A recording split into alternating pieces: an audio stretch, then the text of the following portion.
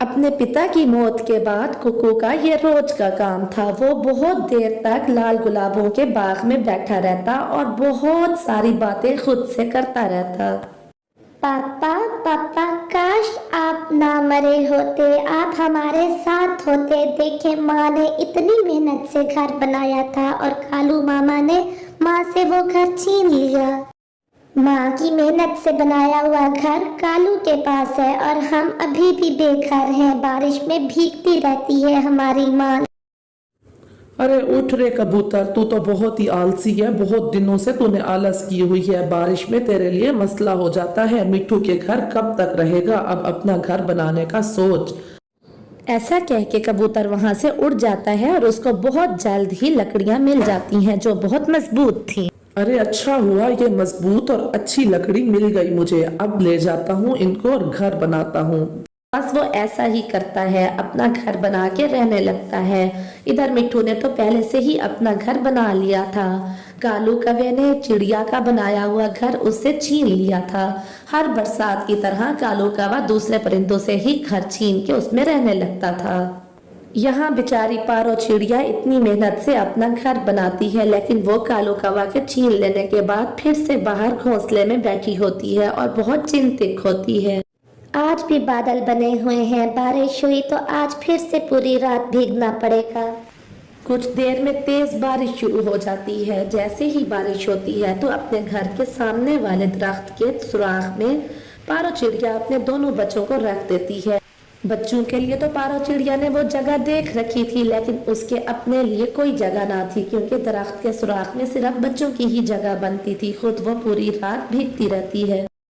अगले दिन सुबह उठ के वो फौरन ही अपनी लाली बुआ के घर जाती है। लाली बुआ उसकी दूर की रिश्तेदार थी और उसकी कोई औलाद भी ना थी। वो सोचती है कि लाली बुआ अपने घर में मुझे रहने देगी। थोड़ी देर में पारो चिड़िया लाली बुआ के घर पहुंच जाती है। वो लाली बुआ के पास आके बैठती है और कहती है, लाली बुआ, आप तो जानती हैं कि जो घर मैंने मेहनत करके बनाया था वो कालू कौवे ने मुझसे छीन लिया है। अब मैं दो छोटे छोटे बच्चों को लेके बारिश में भीगती रहती हूँ। बच्चों को तो मैं किसी तरह से सुरक्षित कर लेती हूँ, लेकिन खुद मैं बहुत बीमार हो गई हूँ।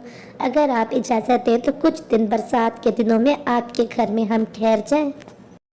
लाली बड़े मजे से खाना खाते हुए बोलती है, अरे ना पारो, तू ये कैसी बातें करती है? तुझे तो पता है कि सारी जिंदगी मैंने बिना ही किसी के गुजारी है। मुझे तो अकेले रहने की आदत है।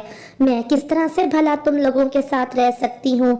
और दूसरी बात, तेरे तो छोटे छोटे बच्चे हैं, घर को गंदा करेंगे। मुझसे नहीं अब ये सफाई वगैरह होती। तू किसी और के घर में ही ठहर जा। ऐसा कर, मुझसे ये उम्मीद ना रखना। दूसरे साइड पे कुकू भी अपने लाल गुलाबों के बाग की तरफ उड़ जाता है, जो उसकी तन्हाई का सहारा था, और वहां बैठ के कहता है, पापा, मेरे प्यारे पापा, आप आ जाएं। आप होते थे तो ऐसा नहीं होता था। अब मुझसे मम्मा की हालत देखी नहीं जाती। हमारे लिए तो सुरक्षित जगह ढूंढ लेती हैं मम्मा, लेकिन खुद वो भीग भीग के बीमार हो गई हैं। वो यही बातें ही कर रहा होता है कि वहां दो तितलियां आ जाती हैं। प्यारे दोस्त, तुम्हारे साथ क्या हुआ है? हम तुम्हें रोज बैठ के देख रही होती हैं, तुम यहाँ बहुत उदास बैठे होते हो। क्या बताऊं तितलियों, मेरा कोई दोस्त नहीं। हम दो भाई हैं। हमारी मम्मा हमारे लिए बहुत मेहनत करके भोजन लाती हैं। उन्होंने हमारे लिए घर भी बनाया जो हमारे कालू अंकल ने खींच लिया। हमारी मम्मा रोज पानी में भीगती हैं और इसीलिए मुझे बहुत चिंता होती है उनकी। अच्छा, तो ये बात है, तुम फिक्र मत करो। एक जादूगर उल्लू का पता मैं तुम्हें बताती हूँ। तुम उन उल्लू के पास जाओ, वो अच्छे पक्षियों की मदद करते हैं। तुम उन जादूगर उल्लू के पास जाओ। क्या सच में वो हमारी मदद करेंगे? और क्या वो हमें घर भी दे सकते हैं? अगर ऐसा होगा तो बहुत अच्छा होगा। हाँ बिल्कुल, लेकिन वो सिर्फ उन्हीं पक्षियों की मदद करते हैं जो बहुत मन के सच्चे होते हैं और जो दूसरों की मदद करने के लिए तैयार रहते हैं। तुम उनके पास जाओ, तुम अच्छे पक्षी हो, तुम्हारी मम्मा भी अच्छी ही है। कुकू घर आते ही अपनी मम्मा को सारी बात बताता है। मम्मा प्लीज आप जाइए ना, आप जाएंगी ना? आप जरूर जाइएगा उस उल्लू पक्षी के पास। वो जादूगर उल्लू हमारी मदद करेंगे। अरे बेटा, ऐसा कुछ नहीं होता। पता नहीं तुम्हें किसने गलत बात कर दी। ऐसा कुछ नहीं होता। क्या कोई जादू के साथ हमें घर दे सकता है? ऐसा कुछ नहीं है, तुम चिंता मत करो, मैं बिल्कुल ठीक हूँ और तुम्हारे लिए भी तो सुरक्षित जगह मैंने ढूंढ रखी है। मम्मा प्लीज आप मेरे कहने के ऊपर एक बार उस उल्लू चाचा के पास जाइए तो सही। जादूगर उल्लू हमारी जरूर मदद करेंगे। मेरी दोस्त तितलियों ने यूं ही नहीं की मेरे से बात। अच्छा बच्चों, अगर तुम इतना ही जिद कर रहे हो तो सुबह होते ही मैं ज़रूर उनके पास जाऊंगी। जिस दिशा का तुमने मुझे बताया है मैं उसी साइड पर ही जाऊंगी उनसे मिलने। फिर क्या था, उस दिन भी जोरों की बारिश होती है, क्योंकि बरसात के दिनों में तो होता ही ऐसे है, कभी ही जाके बारिश रुकती है तो दूसरे लम्हे फिर से शुरू हो जाती है। तो बस फिर से चिड़िया वही काम करती है, बच्चों को सुरक्षित रख के खुद भीगती रहती है। इस बार तो बारिश बहुत ही तेज हुई थी और वो बिल्कुल तूफान की शक्ल में आ गई थी, और जिन पक्षियों के घर लकड़ियों के बने हुए थे उनके घर भी गिर जाते हैं। कालू का घर भी गिर जाता है और लाली बुआ को तो अपने किए की ऐसी सजा मिली कि उसका घर तो बाढ़ के पानी में डूबने ही लगा। लाली ने बहुत मुश्किल से अपनी जान बचाई। पूरा एक दिन बारिश जारी रहती है और उसके बाद जैसे ही बारिश रुकती है तो अपने बच्चों के कहने पे पारो उसी दिशा में ही चल पड़ती है। वो उड़ती हुई उल्लू के पास जा रही होती है कि दूर से उसको एक पंपकिन का पेड़ नजर आता है और वहाँ एक उल्लू बैठा होता है। वो उड़ती हुई वहाँ आ जाती है। तो उल्लू जी आप सच में हो? मैंने तो समझा था कि बच्चों ने ऐसे ही बात कर दी है। ऐसा तो हो ही नहीं सकता कि पंपकिन का इतना प्यारा घर बिना जादू के ही बन गया हो। हाँ तुम ठीक कह रही हो चिड़िया, ये जादू का ही घर है, लेकिन मैं उन्हीं पक्षियों की मदद करता हूँ जिनका कोई नहीं होता और जो मन के सच्चे होते हैं और जो बुरे काम नहीं करते। फिर पारो पूरी की पूरी बात उल्लू को बता देती है कि किस तरह से उसके पति नहीं है और उसने घर बनाया जो कालू ने खींच लिया उससे। इस पर उल्लू एक जादुई पानी पारो को दे देते हैं और साथ में कहते हैं तुम्हारे साथ बहुत बुरा हुआ, लेकिन पारो चिड़िया फिक्र ना करो, तुम इस पानी को किसी भी फलों के पेड़ की जड़ों में डाल देना और उसी दरख्त का एक फल इस पानी के जाने के बाद बड़ा हो जाएगा जो तुम्हारे घर की शक्ल में आ जाएगा। तुम वहां पर आराम से रह सकती हो और हाँ, उस घर को किसी बारिश से कोई खतरा नहीं होगा। ये सुन के पारो खुश हो जाती है और उल्लू का धन्यवाद करती हुई वहां से उड़ती हुई अपने घर को आ जाती है। पारो चिड़िया के घर के बाहर बहुत से फलों के पेड़ थे। वो जाके सेबों के दरख्त के जड़ों में वो सारा पानी डाल देती है। जैसे ही सारा पानी उसकी जड़ों में जाता है तो उसी सेब के दरख्त से एक बड़ा सारा सेब ऊपर जाके एक घर की शक्ल में आ जाता है। सच में वो एक मजबूत और खूबसूरत घर होता है। पारो चिड़िया देख के तो बहुत ही खुश हो जाती है। बस फिर क्या था, वो और उसके बच्चे उस घर में रहने लगते हैं। अब उसे किसी बरसात का कोई डर नहीं था। तो इस तरह से उसको उसकी अच्छाई का अच्छा सिला मिलता है और बाकी के पक्षी बेचारे बारिश में बैठ के भीगते रहते हैं, जिनमें लाली बुआ भी होती है और कालू कौवा और उसकी पत्नी गोरी कवि भी भीगते रहते हैं। पारो पारो जाना तो पड़ेगा ही। सभी दोस्तों ने प्लान किया है कि हम साया मुल्क पाकिस्तान के शहर मरी में घूम के आते हैं। काफी तारीफ सुनी है उसकी सुंदरता की। राजू जी पता नहीं वहाँ के लोग कैसे होंगे, मेरे मन में तो बहुत खौफ पैदा हो रहा है और हमसाया मुल्क के बारे में तो बहुत कुछ सुन रखा है। इसी तरह उन पति पत्नी के दरमियान बहस हो रही थी। रहने दे पप्पू, तेरे बाबा ने कौन सा बात माननी है, उन्होंने तो अपनी मर्जी करनी है। यार दोस्तों के साथ जाके मरी घूमना है। पता नहीं मरी की सुंदरता कैसी है जो हमारे देश में नहीं है। बस फिर अगली ही सुबह सारे पापा पक्षी मिलके मरी के लिए रवाना हो जाते हैं। उन सब को मरी जाने का भूत सवार था। अरे कबूतर, तू तो इतना सुंदर बन के जा रहा है, तुझे तो कोई कबूतरी अपना दिल ही ना दे। ओ बस कर दे कालू, मुझे भी पता है कि तुम सब ने भी अपनी एसेसरीज उठाई हुई हैं। अपनी टोपियां तुम लोग वहीं मरी जाके ही पहनोगे। हाँ ये तो तुम ठीक ही कहते हो, हम सब की टोपियां भी हमारे साथ ही हैं। बस फिर क्या था, 2 दिन 3 दिन मुसलसल उड़ने के बाद आखिरकार वो मरी पहुंच जाते हैं। मरी पहुंच के नजारे देख के तो वो दंग ही रह जाते हैं। ना सिर्फ वहाँ के सीन्स उनका दिल ले लेते हैं, बल्कि वहाँ पे रहने वाली खूबसूरत सी मादा पक्षियाँ उनका दिल जीत लेती हैं। वहाँ एक कालू कौवे को कवि पसंद आ जाती है और वहीं पर ही बैठे राजू चिड़ा भी अपना दिल एक वहाँ पर खूबसूरत सी परी को दे बैठता है। हिना चिड़िया वहीं की रहने वाली थी। हिना चिड़िया जैसे ही उसके सामने से उड़ के जाती है, उसकी आंखें तो फटी की फटी रह जाती हैं। दूसरी तरफ कालू ने तो एक बार भी नजरें नहीं हटाई थी लैला कवि के पास से। शाम हो जाती है, वो सभी के सभी वहां से उड़ के एक पास वाले होटल में चले जाते हैं। होटल का एक कमरा वो बुक करवा लेते हैं। राजू चिड़े और कालू कवे कहीं दिल तो नहीं दे बैठे यहाँ की परियों को, ऐसा मत करना। हाँ यार तोते, ये तो मैं भी नोटिस कर रहा हूँ, जिस टाइम से आए हैं इन दोनों ने तो कोई बात ही नहीं। ओए यार कबूतर और तोता भाई, तुम लोग ठीक समझ रहे हो, मेरा तो लैला कवि पर दिल आ गया है। मैं नहीं अब उसके बिना रह सकता। मैं तो आज उसको ढूंढ के उससे बात करूंगा। जो नहीं होना चाहिए था वो हो गया है। हिना चिड़िया ने मेरा भी दिल जीत लिया है। पहली नजर में ही मुझे उससे प्रेम हो गया है। मैं भी आज उसको तलाश करूंगा और उससे बात करूंगा। अब मैं उसके बिना नहीं रह सकता। सुबह हो जाती है, वो सारे के सारे फिर से सैर पे निकल जाते हैं, लेकिन राजू चिड़ा और कालू कवा उनके तो दिल से निकल ही नहीं रही थी वो कवि और चिड़िया। आखिर राजू किसी भी तरह से करके हिना चिड़िया को ढूंढ लेता है और उससे अपने दिल की बात कह ही देता है। हिना चिड़िया, बात ये है कि अब मैं तुम्हारे बगैर नहीं रह सकता। मेरा तुम पर दिल आ गया है, मुझे तुमसे मोहब्बत हो गई है। तुम अगर कहो तो मैं और तुम शादी कर लें। हिना चिड़िया उससे सोचने का वक्त मांगती है और फिर उन दोनों की दोस्ती बहुत बढ़ जाती है। वो अगले 2 दिन भी इसी तरह से घूमते फिरते रहते हैं। अब तो जैसे राजू भूल ही गया था कि पीछे भी उसका एक परिवार है, उसके बच्चे हैं। राजू, बात ये है कि मुझे भी आपसे बहुत मोहब्बत हो गई है, लेकिन हमारा धर्म मुख्तलिफ है। हिना, ये दिलों के रिश्ते धर्म पर नहीं चलते। मुझे तुमसे मोहब्बत है, तुम्हें मुझसे मोहब्बत है, हम दोनों को एक हो जाना चाहिए। मेरा भी पीछे परिवार है, मैं भी उनको छोड़ूंगा, तुम अपने परिवार को छोड़ दो।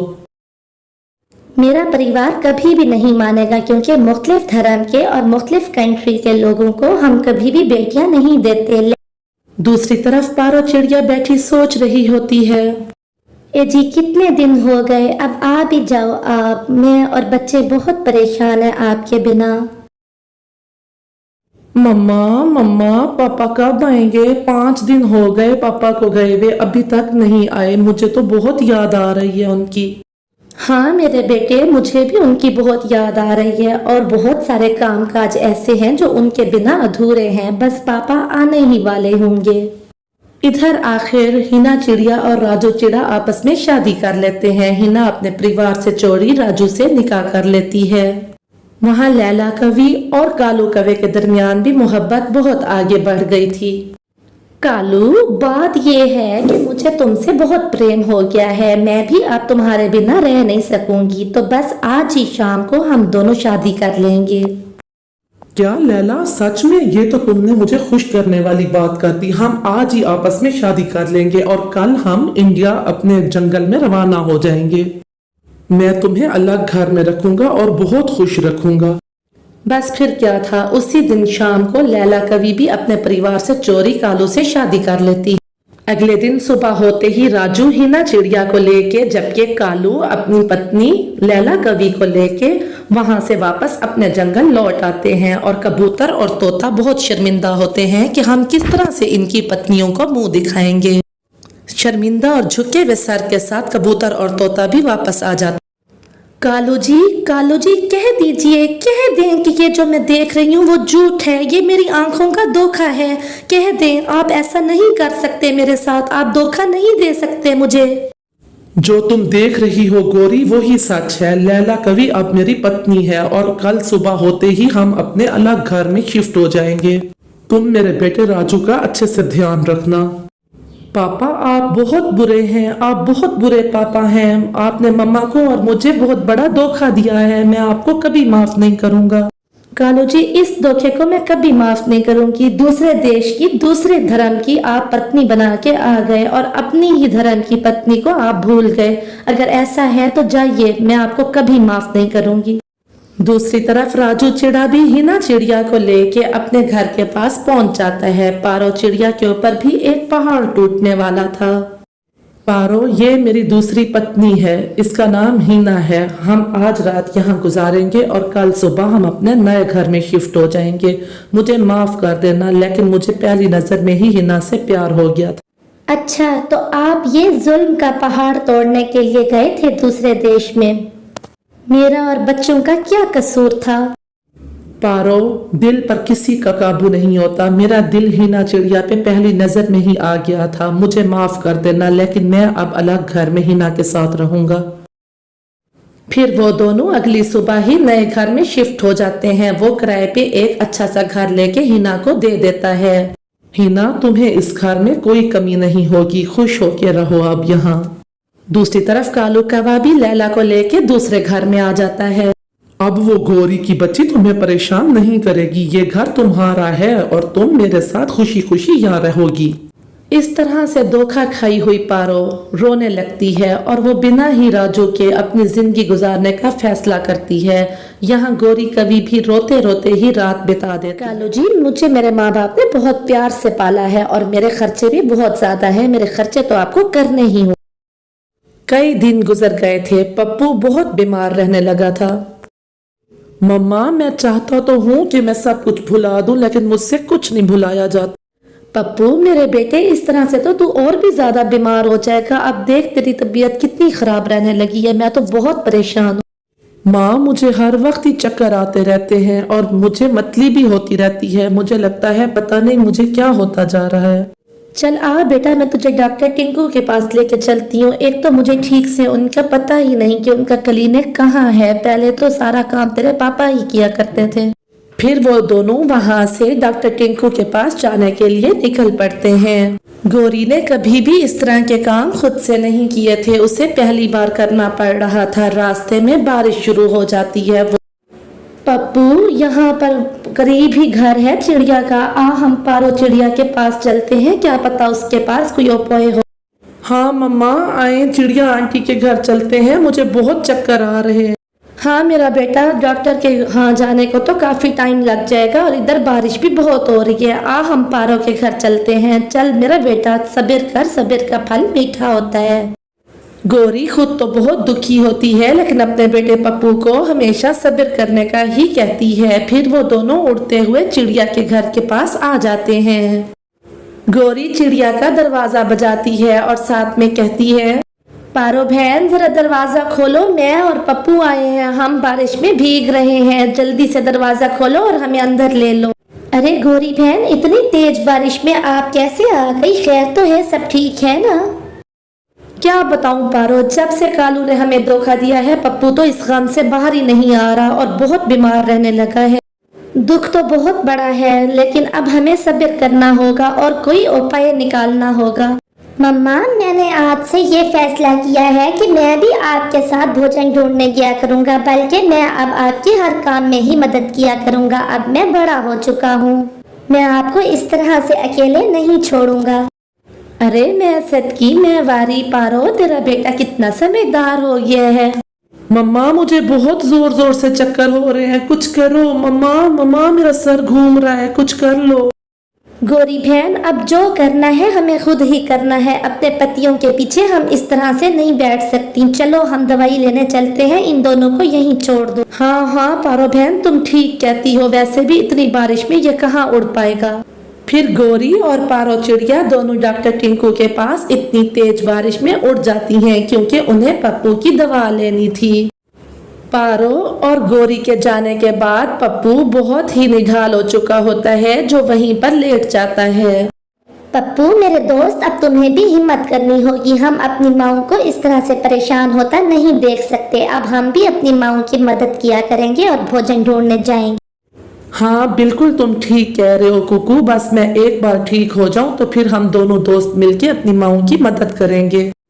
ये लीजिए दवा, 1 चम्मच सुबह और 1 चम्मच शाम को दे दीजिएगा। पप्पू को डिप्रेशन हो गया है, आपको उसे खुश रखना होगा। और मुझे बहुत अफसोस हुआ आप दोनों के बारे में सुन के। कालू और राजू को ऐसा नहीं करना चाहिए था।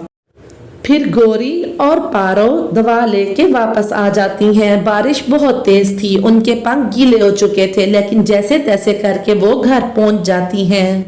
घर आते साथ ही पप्पू को दवा पिला देती है उसकी माँ गौरी और थोड़ी ही देर में पप्पू बिल्कुल ठीक हो जाता है। अरे मम्मा, मुझे तो अब बिल्कुल भी चक्कर नहीं आ रहे, मैं तो बिल्कुल ठीक महसूस कर रहा हूँ। बहुत बहुत धन्यवाद मम्मा। गौरी और पप्पू रात वहीं बिता देते हैं, पारो चिड़िया के घर पे ही सो जाते हैं और अगले दिन सुबह होते ही गौरी और पप्पू वापस घर में आ जाते हैं। गौरी तो पहले से ही कालू को अकेले जिंदगी गुजारने का कह चुकी थी और अब घर आके पप्पू से कहती है, पप्पू मैंने तुम्हारे पापा से कहा था कि मैं अकेले ही पप्पू को पाल लूंगी, अब मुझे शर्मिंदा मत करना। मम्मा आप फिक्र ही ना करें, मैं आज से कुकू के साथ मिलके भोजन ढूंढने भी जाऊंगा और आपका पूरा ख्याल रखूंगा। यार कुकू, आज पहला दिन है कि हमने खुद से भोजन ढूंढा भी है और खाया भी है, मुझे तो बहुत खुशी हो रही है। हाँ मेरे दोस्त, अब तुम पानी पियो, मैं भी पानी पी चुका हूँ और हम वापस अपनी माँ के पास चलते हैं। हमारी मम्मा हमारी राह देख रही होंगी। उनको गए हुए 1 महीना हो चुका था। इस 1 महीने में पप्पू और कुकू ने बहुत कुछ सीख लिया था, किस तरह से घर को संभाला जाता है वो अब ये भी सीखना शुरू हो चुके थे। मम्मा, क्या अब पापा कभी वापस आएंगे और अगर आएंगे तो क्या आप उन्हें स्वीकार कर लेंगी? मम्मा, मेरा दिल उनके लिए कभी साफ नहीं हो सकता। बेटा, मैं भी दिल पे पत्थर रख के उनको कभी भी स्वीकार नहीं करूंगी, क्योंकि जब मुश्किल का वक्त था तो वो हमें छोड़ के चले गए थे। अब मेरे दिल में उनके लिए कोई जगह नहीं। प्यारी मम्मा, अब तो आप खुश हैं ना? मैं आपके लिए भी भोजन ले आया और अपना भी भोजन खा आया। अब देखिए मैं घर संभाल सकता हूँ। 2 महीने होने को थे। राजू चिड़ा हिना से अब बहुत तंग आ चुका था, क्योंकि उसकी तो फरमाइशें खत्म ही नहीं होती थी। एक के बाद दूसरी फरमाइश वो करती जाती थी। बस बहुत हुआ, अपना देश और धर्म सब कुछ छोड़ के मैं तुम्हारे पास आई, लेकिन अब मेरा दिल यहाँ से भर गया है। मुझे अपने देश वापस जाना है, अपने ही देश के लोगों में मैं रहूंगी। दूसरी तरफ लैला कवि और कालू कवे की भी हर वक्त झगड़े ही रहते थे, क्योंकि उनके भी मिजाज में बहुत फर्क था।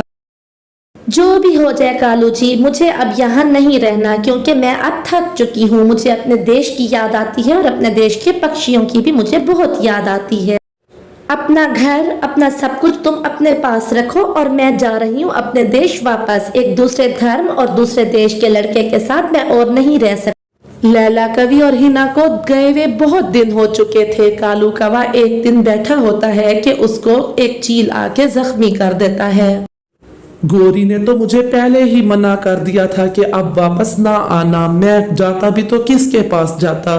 शायद मेरे भाग्य में इसी तरह से ही बेघर होके मरना लिखा था।